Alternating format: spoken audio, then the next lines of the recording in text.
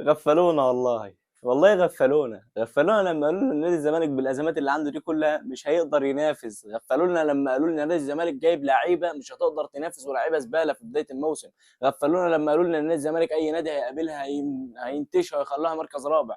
غفلونا لما قالوا لنا ان نادي الزمالك مستواه يبقى ضعيف ونادي الزمالك مش جايب صفقات. شفنا اللعيبه دلوقتي وفي الاخر احنا اللي اتغفلنا، احنا اللي اتضحك علينا. نادي الزمالك دلوقتي فاز على نادي بيراميدز ومتصدر الدوري بفارق 5 نقط عن النادي الاهلي. فرق 5 نقط يعني لازم نادي الزمالك يخسر 5 ماتشات. عبد الشافي وقع. معلنا دلوقتي لازم نادي الزمالك يخسر جوز ماتشات عشان 5 نقط. حاولت الزق في عبد الشافي ما عرفتش والله، مش عارف هو وقع من الفرحه تقريبا.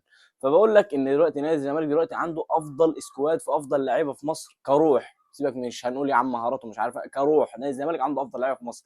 يعني نبدا بخط الدفاع، عنده افضل خط دفاع في مصر. عندك باك ليفت احمد فتوح، ده عندهم احمد فتوح ومحمود بنتاج مش عارفين يلعبوا مين. احنا هنلعب بكوكا. عندهم في خط النص عندك محمد شحاته، عندك محمد اسماعيل، عندك احمد ربيع، عندك بيلعب فوات احمد فتوح، عندك عبد الله السعيد، عندك لعيبه كتير. عندك في خط الهجوم خوان الفينا، شيكو بنزا اللي ميت من طول الموسم. طول الموسم نادي الزمالك كل جمهور الزمالك نازله تشتمه فيه. اللاعب جاي ينفجر دلوقتي، هتلاقي بقى منفجر بقى ماتش الاهلي وماتش الماتشات اللي جايه كلها لنادي الزمالك وماتش سيراميكا والماتشات دي كلها. هتلاقي اللاعب انفجر، اللاعب اللي ما حدش حرفيا كان طايقه من جمهور نادي الزمالك. دلوقتي خوان الفينا بقى له 90 دقيقه لاعب ولا كأن في حاجه، ولا كانه مكمل 90 دقيقه مع نادي الزمالك. اللاعب 96 دقيقه مع نادي الزمالك ونفسه طويل ولا في حاجه بتحصل ولا كأن حاجه. واللاعب يا جماعه الشغف اللي عنده ولا كانه مولود في نادي الزمالك. خوان الفينا بزيره ولا كانه مولود في نادي الزمالك. الروح اللي عنده مش عند لعيبه مولوده في نادي الزمالك.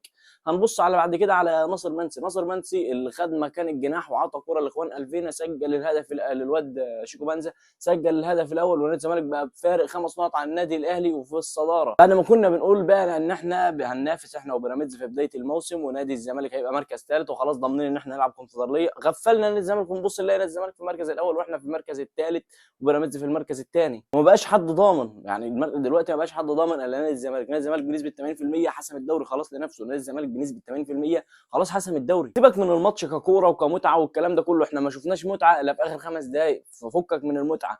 اقسم بالله انا في الماتش انا كنت بنام، والله كنت بنام طول الماتش شغال. الواحد خلاص ما فيش متعه في الماتش، ما فيش كوره والكلام ده كله. لكن عندك ليفربول بيخسر، النادي الاهلي بيخسر، ريال مدريد بيخسر، برشلونه بيخسر، كل الانديه دي بتخسر الا نادي الزمالك اللي عليها 15 قضيه وما بيخسرش. يا جماعه ده مش طبيعي، مش طبيعي. انا بقول لك نادي عليه 15 قضيه ولا كأن في حاجه بتحصل. انت عارف يعني روقان.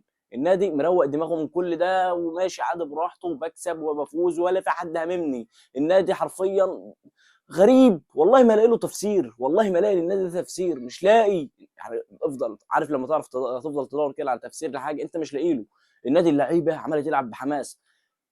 معتمد جمال افضل مدير فني مصري، افضل مدير فني، مش افضل مدير فني مصري طول المواسم، لا الموسم ده كلنا عارفين ان علي ماهر اعلى كواليتي في المدربين في المصريين. لكن معتمد جمال ان هو قدر يجمع اللعيبه، ان هو عمل شخصيه قويه للنادي. ما حدش كان يتخيل يا جماعه ان نادي الزمالك بعد رحيل يانك فريرة واحمد عبد الرؤوف ما كانش حد يتخيل ان نادي الزمالك يعمل اللي هو بيعمله دلوقتي. ما كانش حد يتخيل ان نادي الزمالك هيبقى متصدر الدوري بفرق 5 نقط وفي الكونفدراليه في النهائي وكله مرشح ان هو ياخد الكونفدراليه وياخد الدوري ويلعب ويلعب دوري ابطال افريقيا الموسم الجاي. بعد غياب 4 سنين نادي الزمالك يرجع يلعب دوري ابطال افريقيا ويبقى بص خلاص النادي يعني اتحول 180 درجه. ما فيش نادي يقدر يتحول 180 درجه في الوقت البسيط ده. انت متخيل تجيب مدير فني في نص الموسم يحول لك الموسم 180 درجه؟ يعني ايه يحول لك الموسم؟ يعني يخليك في الدوري مش بتنافس، ده يخليك المركز الاول وانت المنافس الاول على الدوري، يخليك في الكونفدراليه في النهائي والناس كلها خايفه منك، يخلي فريق زي نادي الزمالك كل الفرق في الدوري تعمل له قيمه، كل الفرق في الدوري تعمل له قيمه. مش بقول لك نادي الزمالك مش هيخسر على كده، ممكن عادي ماتش ام بي تلاقي نادي الزمالك خسر، ممكن اي ماتش، ممكن مثلا تلاقي نادي الزمالك خسر ام بي في الاهلي ممكن تلاقي نادي الزمالك خسر ام بي في اهلي وتلاقيه بعد عن المنافسه في الدوري. لكن انا بقول لك دلوقتي لحد اللي انا شايفه دلوقتي نادي الزمالك حاليا افضل فريق مصري كسكواد. نادي الزمالك سكواده عالي جدا. نادي الزمالك سكواده عالي جدا. عندك 2 قلوب دفاع والله ما في الاهلي. عندك 2 قلوب دفاع، عندك حسام عبد المجيد اللي طلعوا الكره يجي 4 مرات في اخر حاجه. يا جماعه الكره تيجي عرضيه من نادي بيراميدز يلاقوا حاجه طلعت لهم مره واحده طلعت الكوره، يعملوا عرضيه ثانيه تلاقي حاجه طلعت لهم مره واحده طلعت الكوره. ما يعرفوش ايه الطول ده. لاعب بيلعب بهدوء، بيلعب كرة على الارض كويسه، بيلعب كرة براسه كويسه. مستحيل تلاقي مدافع كده في الدوري المصري. هتبص تلاقي جنبه الونش عمل ماتش كويس. لكن في حاجه غريبه، تبص محمد اسماعيل، تقريبا محمد اسماعيل طلع مصاب لان محمد السيد دخل مكانه، ومحمد السيد برضه بعد ما نزل عمل ماتش كويس. تبص يا جماعه ناصر منسي، ناصر منسي اللاعب اللي لا تعرفه مهاجم ولا تعرفه جناح، اللاعب اتحول على فكره، اتحول. وهو من ضمن برضه التحولات اللي حصلت ناصر منسي. ناصر منسي لقيته خد مكان الجناح وعمل عرضيه لشيكو بنزا بالناس وسجلها هدف. ده الهدف اللي اتلغى صح؟ لا، يبقى اللي سجل هدف مش شيكو بنزا يا جماعه، ده اللي سجل هدف خوان الفينا. شيكو بنزا عطاله الكوره وخوان الفينا سجل الهدف، تمام. فبعد كده هنروح مثلا يا جماعه لمين تاني؟ لعبد الله السعيد. عبد الله السعيد بيلعب ولا كانه ما عندوش 41 سنه. عبد الله السعيد للعلم عنده 41 سنه، لكن وهو بيلعب ولا كانه عنده 41 سنه. بيلعب كوره كويسه جدا، بينظم اللعب، بيعرف ينظم مجهوده على ال 90 دقيقه. فعبد الله السعيد عمل ماتش برده كويس. لكن يا جماعه اللي انا مستغرب له لحد دلوقتي واللي انا مش مستوعبه اللي بيعمل شيكو بنزا. يعني انت طول الموسم شايل حزن وجاي دلوقتي تنفجر حرفيا، بقول لك اللاعب انفجر، شايل الحزن طول الموسم وجاي ينفجر دلوقتي، ولا انا خايف منه. بص تلاقي لاعب تحس ان هو عبيط وتلاقي مره واحده فتحت معاه، ازاي ما تعرفش. اللاعب شايل طينه وتلاقي مره واحده فتحت معاه، ما تعرفش. اللاعب عام، بص ودى محمود مرعي في داهيه.